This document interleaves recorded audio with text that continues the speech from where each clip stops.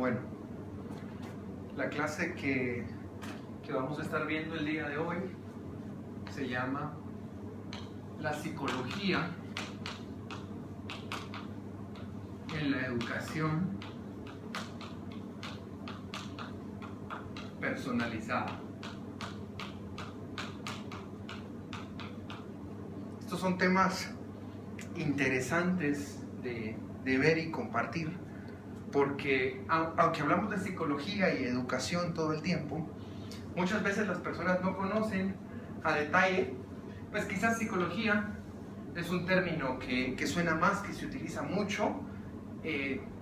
Educación lo usamos todo el tiempo, sin embargo pocas personas pueden definir la educación de la manera que a mí me gustaría usarlo hoy, y el tema personalizado igual. Entonces yo quisiera arrancar esta exposición del papel que juega la psicología en la educación personalizada, definiendo estos temas para el contexto de lo que vamos a estar viendo. Y a mí me gustaría entonces preguntarme, ¿qué es educación? ¿Qué es educación? ¿A qué llamamos educación? ¿Qué es a lo que nos referimos? Muchas veces solemos oír que la educación es un tema de transmitir, de formar, de moldear. Y sí, por supuesto que la educación es transmitir, es formar, es moldear, es ayudar. Pero estos conceptos de educación tienen un pequeño problema. Y es que si lo analizamos a fondo, nos damos cuenta que para transmitir, para formar, para moldear, para ayudar, necesitamos de dos personas. ¿Por qué? Porque uno es el que transmite y otro es el que recibe el mensaje. Uno es el que forma y otro es el formado. Uno es el que moldea y otro es el que moldea. Uno es el que ayuda y otro es el ayudado. Y para eso se requieren como mínimo dos personas. Lo cual en la educación podría ser muy lógico decir, bueno, este es el maestro y este será el alumno.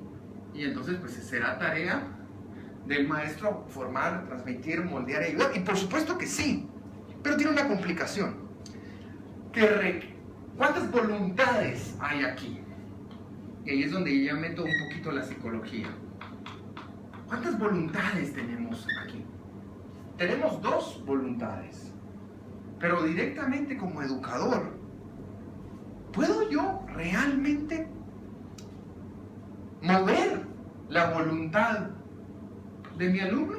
¿Cuál es la voluntad que puedo afectar? La que puedo afectar directamente es la mía. Solamente la mía, solo una de las voluntades. La otra, pues, si ellos quieren, se dará. Pero ¿y si no? Entonces a mí me gusta más el concepto de educación donde solo se requiere a uno. Y escuché al profesor Udán, que creo que está parafraseando a Víctor García Oz, que es el padre de la educación personalizada, de la cual estaremos hablando hoy. Es un gran psicólogo y educador que define la educación de la siguiente manera. La define como un proceso intencional de mejora continua. Y esta descripción de educación tiene una cosa interesante, porque puede funcionar solo con uno. Puedo funcionar solo yo, educando ahí. Proceso intencional de mejora continua, donde la clave del educador es en el intencional. La clave de nosotros como educadores es lograr que nuestros alumnos quieran. Porque si mi alumno quiere, se va a dejar, va a recibir, se va a dejar formar, se va a dejar moldear, se va a dejar ayudar. Y la psicología juega un papel muy importante en entender lo que está pasando en la cabeza de mi alumno. Entender cómo se está moviendo su inteligencia, su voluntad. Vamos a ver más adelante los componentes que la psicología nos puede ayudar para la educación. Proceso intencional de mejora continua. La clave es intencional. Ya hemos definido educación. ¿Qué es la psicología? La psicología como tal, lo que busca es comprender. El objeto de estudio es el hombre, pero no en cuanto a hombre, sino en cuanto a su psique. Esa parte interna que hay, todos los funcionamientos internos del actuar humano. Nuestro temperamento, nuestro carácter, cómo decidimos, cómo pensamos, cómo conocemos, cómo resolvemos. Todo eso está pasando en la psique. Y nosotros como educadores tenemos que entender los procesos que se dan dentro de nuestros alumnos para poder lograr esta intencionalidad. La educación no funciona en muchos casos porque la gente no quiere. Nosotros los educadores no hemos llegado a poder provocar esta intencionalidad en ellos. No hemos llegado a que ellos comprendan qué es lo que nosotros queremos. Más bien es una educación que está imponiendo. Y al imponer lo que se logra es un rechazo. La gente rechaza porque no le gusta, se siente presionada en el tema de la educación y rechaza. Pero si yo entiendo la psique de la persona humana, si yo puedo aplicar lo que la psicología me da, y por supuesto este aplicar que digo es en buen plano, no es una neurocontrol de la persona humana, porque eso atentaría contra la dignidad. No, es conocer. Si nosotros conocemos a la persona humana, si nosotros sabemos cómo funcionamos por dentro, nos vamos a conocer primero nosotros. Ya Sócrates lo decía, conócete a ti mismo. Si yo me conozco cómo son los procesos mentales, luego cuando lo plasme en una clase, va a ser mucho más fácil poder llevar a esa intencionalidad. ¿Para qué es la educación personalizada? Que es uno de los temas importantes de esta universidad. Uno de los grandes diferenciadores de la UNIS es que se maneja en un modelo de educación personalizada. Pero muchas veces ese personalizado se suele confundir con educación individualizada. O usando un anglicismo que es educación customizada. En donde el educador se adapta uno con uno. Educación personalizada de mí contigo, de mí contigo, contigo, uno a uno. O una educación que vamos a adaptar a lo que el alumno necesite. Y por supuesto que la educación requiere hacer adaptaciones, pero no significa que vamos a dar lo que cada uno quiere. Imagínense cómo sería una clase en la que con 20 niños vamos a darles una educación de la manera que cada uno quiera. No, Juanito ahorita se siente como con ganas de matemáticas, pero Pepito siente ganas de español, y Juanito quisiera estar en educación. No, eso no funcionaría. No es eso la educación personalizada, pero se suele confundir. No es ni una educación individualizada, de uno con uno, ni es una educación customizada. ¿Qué es lo que Víctor García Oz quiso decir cuando hablaba de la educación personalizada? Víctor García Oz nos hablaba y dice que es saber colocar a la persona humana al centro de toda la actividad educativa. Poder colocar a la persona humana y sus características, la dignidad de la persona humana al centro de todo el mover educativo. Todo girando alrededor de la dignidad de la persona. Todo pudiéndolo colocar la persona al centro.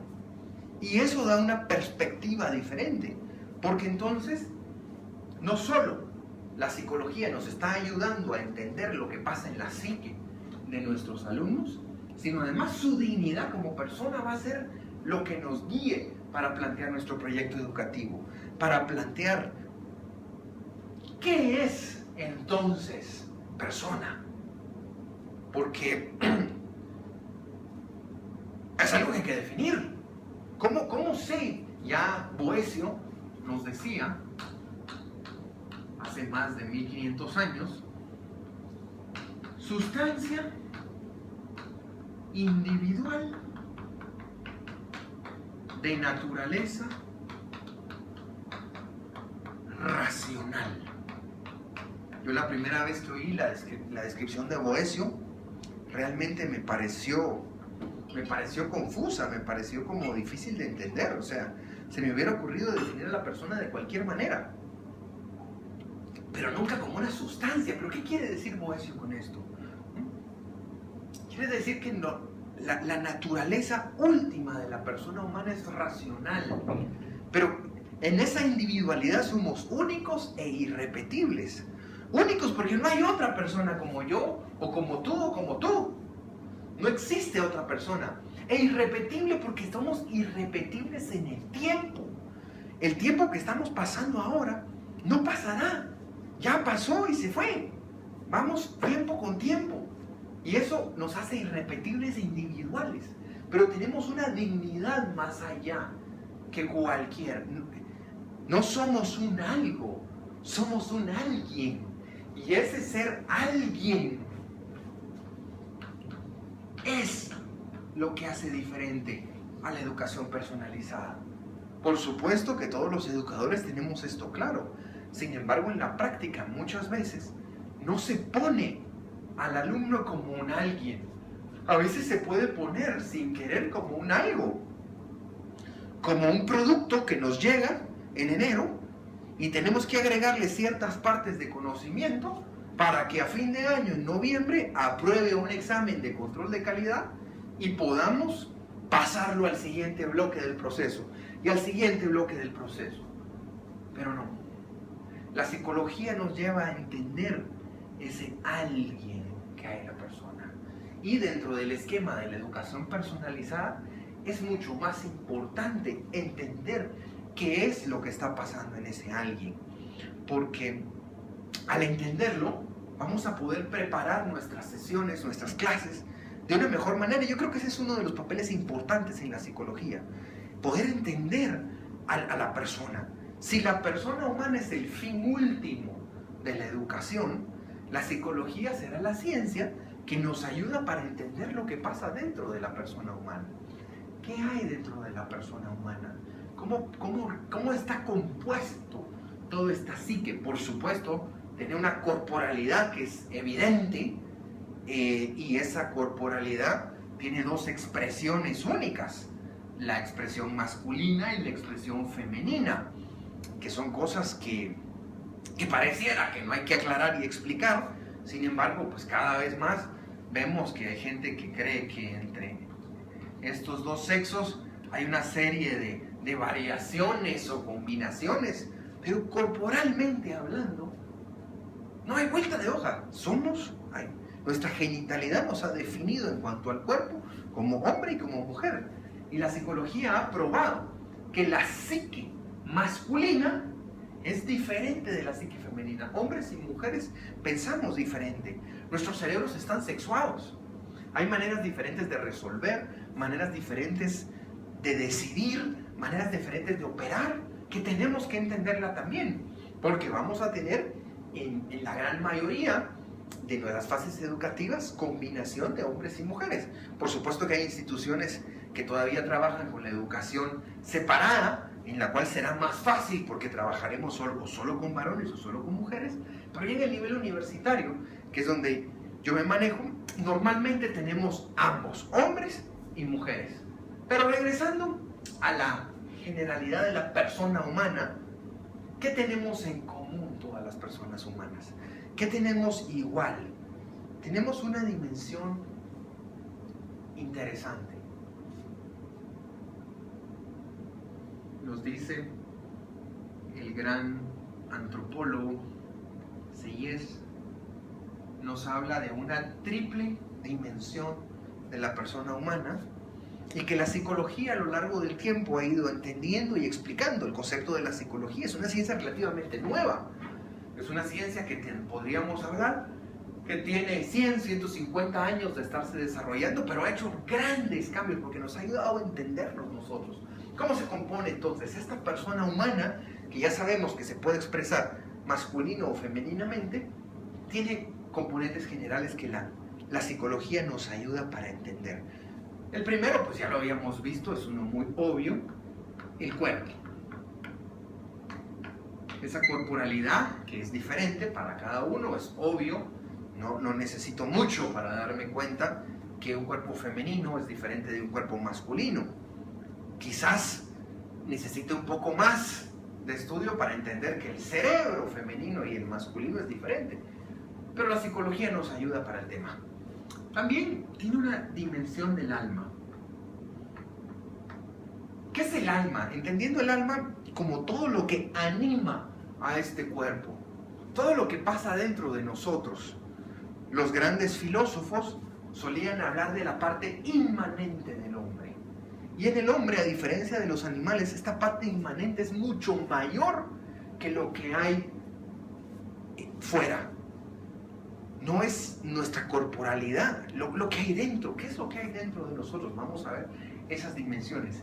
Y por supuesto, para nosotros, o por lo menos para mí, que soy creyente, en que hay un Dios superior, el hombre tiene una dimensión espiritual. Y el doctor Sayes lo divide, aunque podemos saber por la teología que hablamos de alma y cuerpo únicamente, él hace una división en el tema del alma para poderla estudiar, porque los temas de la parte espiritual que nos llevan hacia la trascendencia, no todos creen en ellos y muchos dicen, bueno, oye, pruébame que Dios existe, y entonces entramos en temas de teología, pero aquí regresamos a la psicología. Pero los temas del alma, los temas de cómo funciona la mente humana, todo lo que hay dentro de la mente humana, eso sí lo podemos probar y demostrar con ciencia. Entonces yo me voy a quedar con ese tema, cómo funciona nuestro cuerpo. Tenemos dimensiones interesantes para poder trabajar y para poder estudiar. El cuerpo tiene 4 dimensiones que nos explica la psicología que tenemos. La primera son los sentidos externos. Todos los aprendimos en el colegio y pues vista, gusto, tacto, oído y olfato. 5 sentidos externos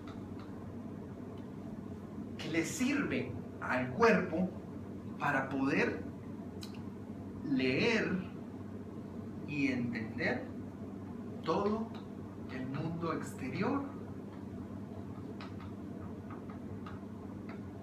y lo que le rodea.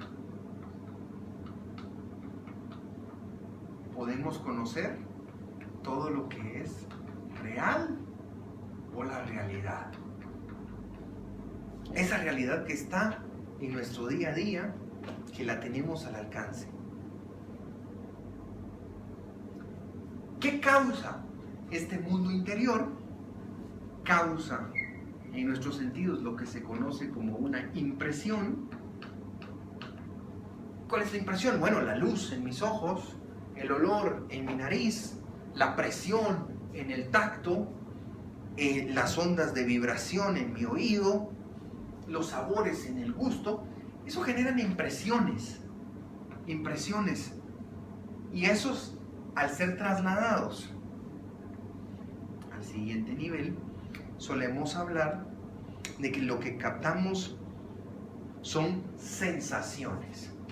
Esto es lo que se conoce como la dimensión, todo lo que son las sensaciones. ¿Qué hace nuestro cerebro con todos los sentidos externos? ¿Es realmente el ojo el órgano donde vemos? ¿Es realmente el oído el órgano donde oímos? ¿Es la lengua el órgano donde gustamos? ¿O la piel donde sentimos?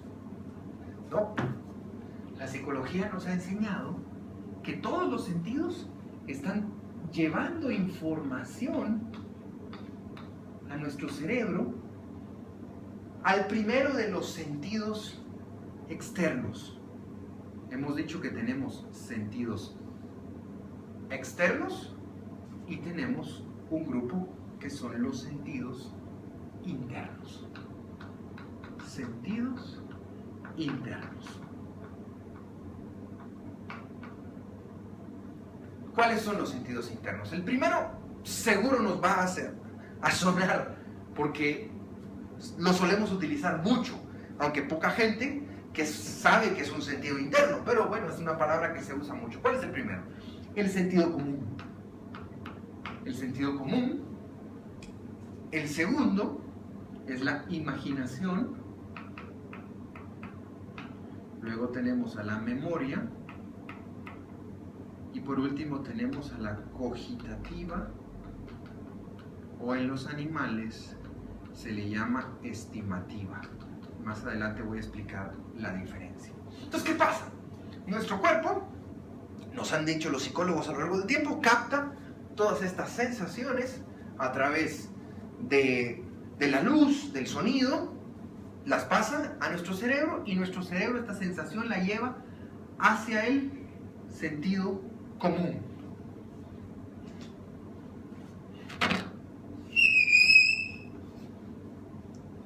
Hacia el sentido común. ¿Y el sentido común qué hace con estas sensaciones? Las junta y entonces aparece lo que conocemos como percepción. ¿Qué es una percepción? ¿Cuál es la diferencia entre una sensación y una percepción? A ver, cuando yo toco este escritorio y lo presiono, la sensación de la aspereza que tiene o de la temperatura es única. Pero mi cerebro, que recibe la información de mi pulgar, también está recibiendo la información de mis ojos, también está recibiendo la información de mis oídos, está recibiendo la información del gusto, de lo que huelo. Y toda la información que hay del resto de los sentidos conforma una percepción. Las junta y las aglutina en un solo objeto. Por ejemplo, cuando nosotros probamos los alimentos, las sensaciones únicas sería solo el sabor, pero nuestro cerebro no está recibiendo solo el sabor. Nuestro cerebro está recibiendo el color con la vista, está recibiendo el olor, si es un alimento que yo toco, el tacto, y todo este cúmulo de las diferentes sensaciones que los sentidos externos comunican al sentido común se llama percepción. ¿Qué pasa con estas percepciones? ¿Qué es lo que pasa? Bueno, el flujo de la información viene de lo exterior, a través de los sentidos, llega al sentido común, cambia de sensación a percepción.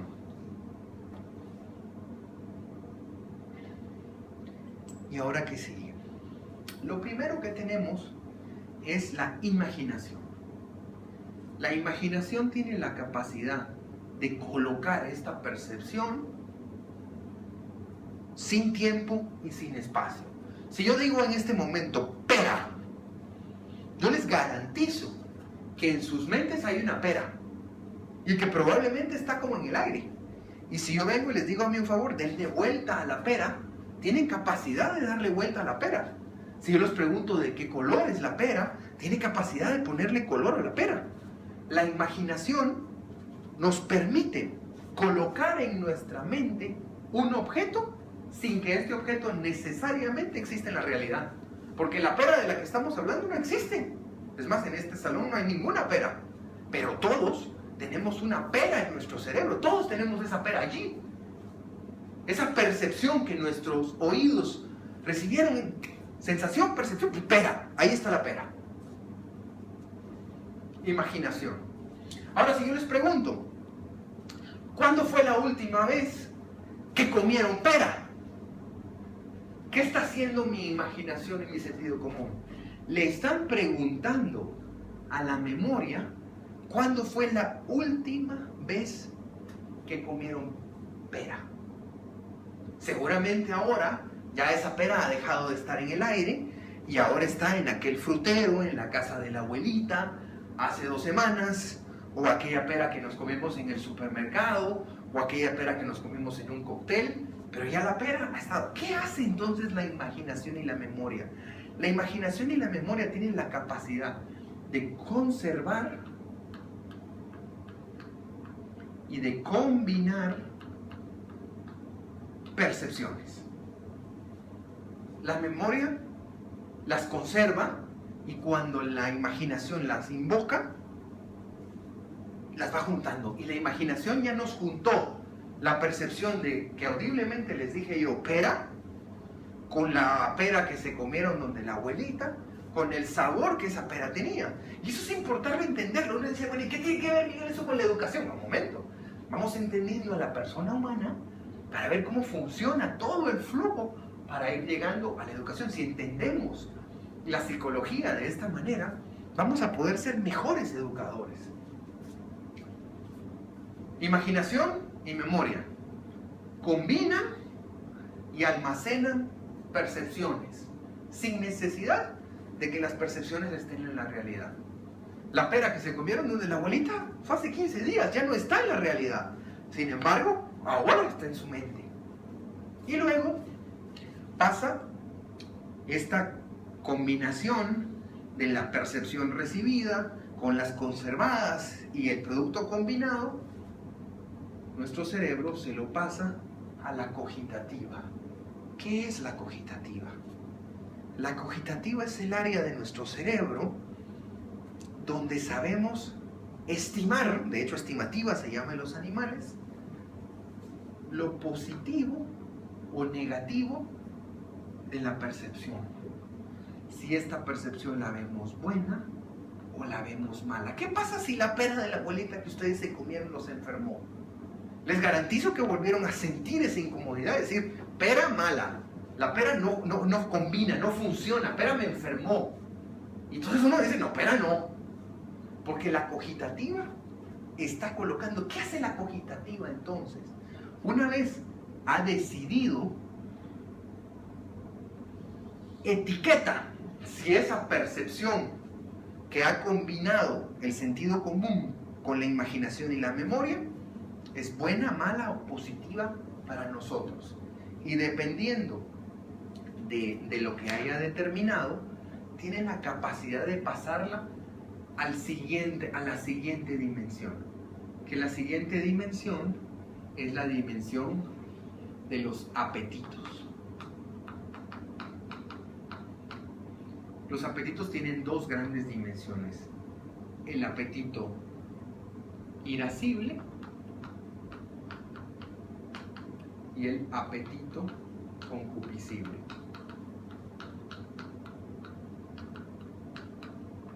Pero antes de pasar a los apetitos se me olvidaba. ¿Por qué se llama cogitativa en el hombre y estimativa en el animal? Porque lo que el hombre usa para definir si esto es bueno o malo es su cognición. Nosotros tenemos un intelecto.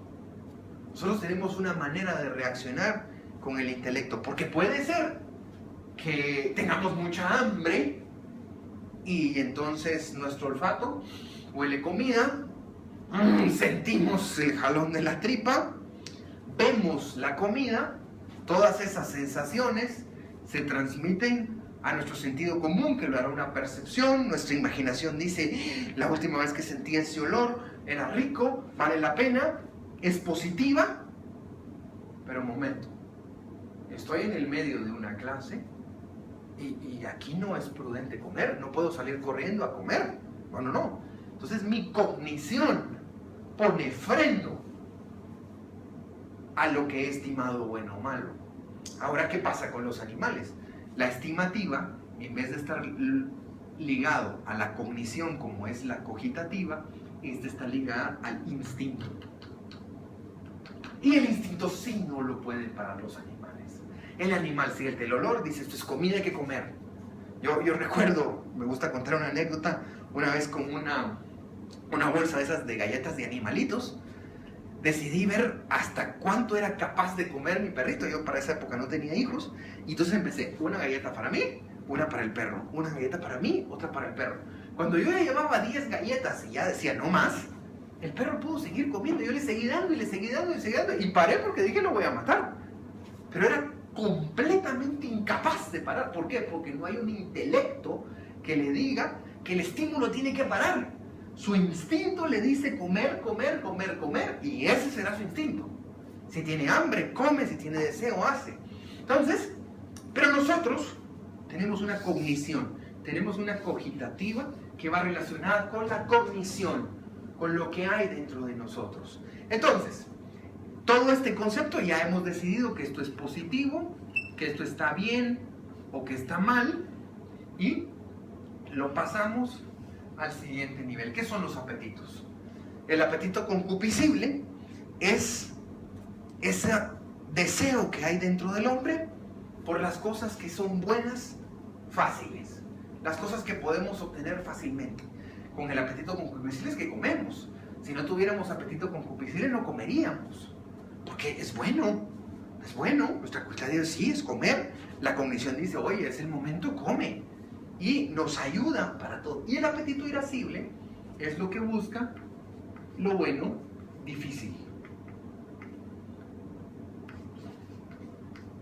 Y este busca lo bueno, fácil. Y ahí es donde se dan entonces una serie de sentimientos, podríamos decir, que se llaman las pasiones en el apetito concupiscible o en el apetito irascible. Todas estas sensaciones nos ayudan a sentir amor, gozo, deseo, odio, tristeza, aversión, esperanza, desesperación, ira, audacia, temor. Según si el bien está ausente, si está presente, si no está presente, nos va a generar diferentes cosas. Por ejemplo, el bien en sí mismo, la pasión que se genera es amor, que no es la caridad, ni estoy metiéndome con teología, ni con el enamoramiento, no, es amor. El bien en sí mismo lo queremos.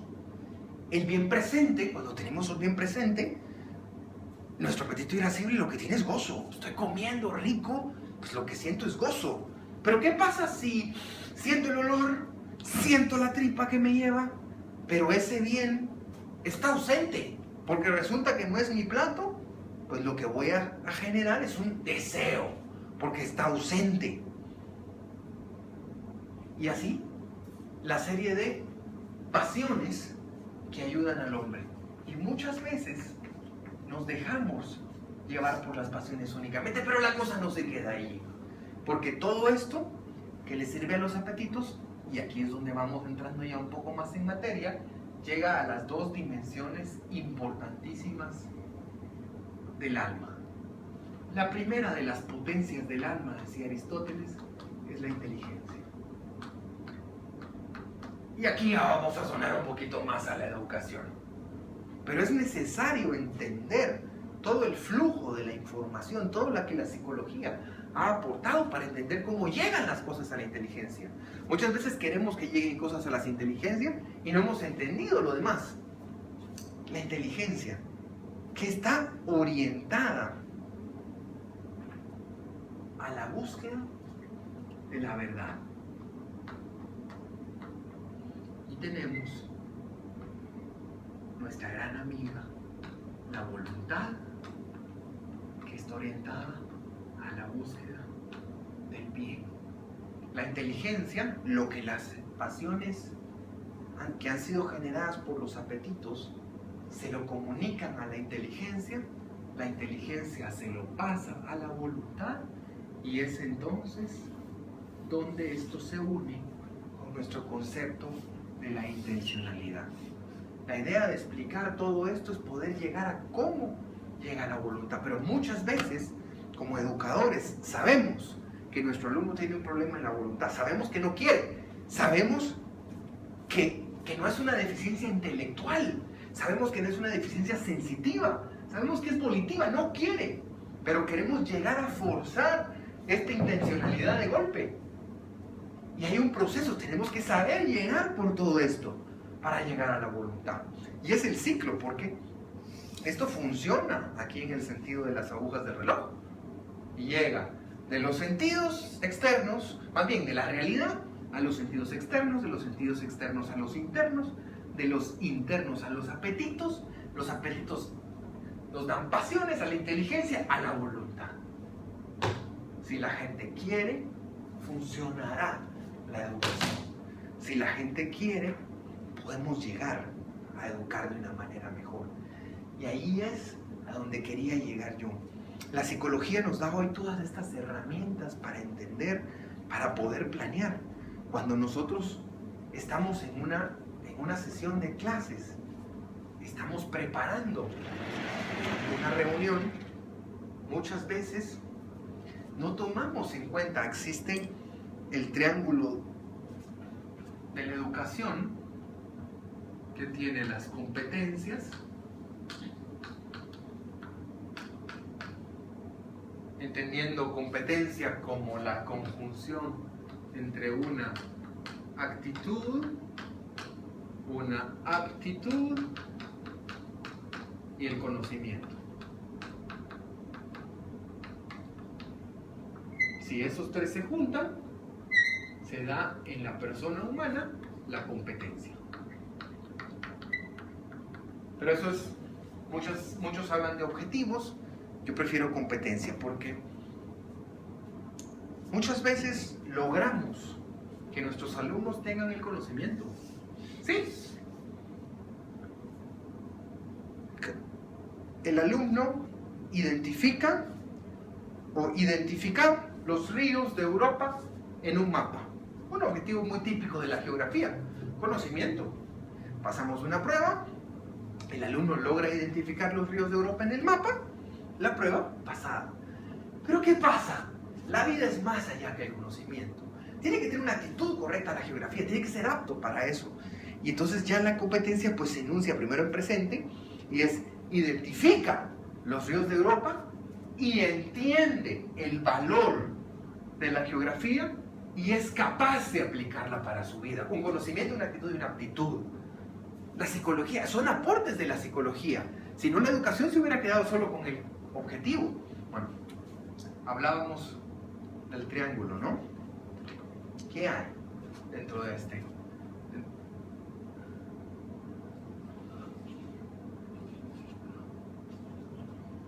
En el otro extremo está el maestro o el profesor. A quienes prefieren maestro, a quienes prefieren profesor. De este lado está el alumno, como decimos a veces en la escuela de negocios, el participante. La relación que hay entre la competencia y el maestro es la didáctica. La relación que hay entre el maestro y el alumno es la pedagogía.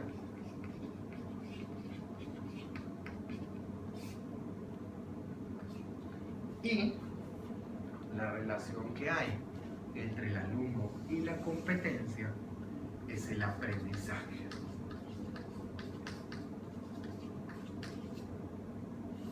¿Para qué nos sirve la psicología en esto? ¿Para qué nos sirve entender todo esto que explicamos de cómo llega a la voluntad de la educación personalizada y el proceso intencional? Muchas veces, como educadores, no tomamos en cuenta estos temas. No tomamos en cuenta. Tenemos que conocer a nuestros alumnos. Ya lo dijo Sócrates, ¿no? Conócete a ti mismo. Conócete a ti mismo. Pero ese a ti mismo también yo lo podría poner como conoce a tus alumnos. ¿Quiénes son? Pero no quiénes son es Juan Pérez y Pepita Juárez y tiene 12 años y el otro tiene 15. No. Interiormente, psicológicamente, como son. ¿Por qué? Porque la manera en la que didactices, la manera en la que tú vas a poder llevar esta competencia que está aquí, yo cómo la entiendo, cuál va a ser el proceso que voy a utilizar para poderla llevar al aula. Este proceso pasa antes del aula. Estamos didactizando antes. Y al comprender la psicología podemos entender, bueno, hoy para esta sesión, por ejemplo, el ejemplo que les ponía yo de la pera, valga la redundancia, eso fue la didáctica, es pensar, ¿cómo voy a explicar los sentidos internos? Bueno, pues con el ejemplo de la pera, o lo que les conté del perrito, para explicar la diferencia entre cogitativa y estimativa. Todo eso lo pensamos a la hora de didactizar. Pero si tomamos en cuenta la psicología y entendemos cómo funciona el cerebro humano, vamos a tener ventajas con nuestros alumnos. Vamos a poder didactizar de una mejor manera. Vamos a poder llevar de una mejor manera, entender esta relación competente-maestro de una mejor manera. ¿Cómo lo llevamos? ¿Qué vamos a hacer? ¿Vamos a usar su imaginación? No, me interesa para esta materia, es más importante la memoria. Y yo quiero que quede grabado en la memoria a largo plazo. Yo quiero que este conocimiento se lo puedan llevar, que tengan una actitud correcta hacia el tema y que sean aptos para el tema. No solamente que conozcan, porque el conocimiento, yo suelo decir que cada vez el conocimiento está más disponible. Yo recuerdo las primeras investigaciones que me tocaba hacer a mí, pues iba uno a la biblioteca y tenía que escarbar libros y ver y buscar, no había copy-paste, no había computadora. Pero hoy en día es típico ver a los alumnos mientras están dando uno una clase, ellos están googleando lo que uno está diciendo. A ver, cogitativa, ¿qué es? Estimativa, ¿qué es? Porque el conocimiento está disponible. Pero lo importante es que tengan una actitud correcta y una aptitud correcta para la vida. Que sepan para qué les va a servir. Se me ocurre un ejemplo ahora, pues no me quiero meter en polémica, pero funciona. Muchas veces se habla, bueno, de la famosa educación sexual, que para mí es educación en la afectividad, y creo que la psicología ha aportado mucho para que tengamos claridad que es afectividad. Pero bueno, por ejemplo, conocimiento. Y les transmitimos conocimiento, genitalidad, ciencias naturales, las partes del cuerpo, y decimos, ya está. Pero ¿qué es la competencia que tiene que desarrollar él? Amar. Eso es la afectividad. Y para eso hay que tener una actitud correcta hacia la sexualidad y ser aptos para poder amar. Todo eso, nosotros, al entender su psique, cómo funcionan sus sentidos internos, sus pasiones, todo, vamos nosotros a ir a despertar en ellos. Imagínense despertar en ellos la pasión de que puedan amar de verdad. Va a dar una mejor manera, porque hemos didactizado de una mejor manera. Hemos desarrollado el tema. ¿Sí? Quiere hablar por teléfono, por eso se voy a interrumpirlo. Que dice que le quiere hablar, que no conteste los antes. Dígale que mi celular está apagado, que estoy en clase. Y que le diga a usted qué es. Y que si es muy urgente, me lo pase en un teléfono. ¿Verdad? Entonces, una llamada de mi esposo. Hablábamos de la competencia, la actitud. La actitud. ¿Cómo didactizamos eso? Bueno, pues tener creatividad para que ellos se hagan emocionados y digan, bueno, sí, ahora siento ese deseo de amar en profundidad, ese deseo hacia la competencia. Entonces hemos logrado proceso intencional de mejora. Al didactizar, el educador debe de tomar la psique. La pedagogía, todavía más complicada, porque esto es una relación en lo que aquí pues está uno, pero aquí tenemos, qué sé yo, 10, 15, 20 alumnos, y son 20 cabecitas que piensan de manera diferente. Algunos son mujeres, otros son hombres, y todo esto ya está alineado en el aula, tienen expectativas diferentes.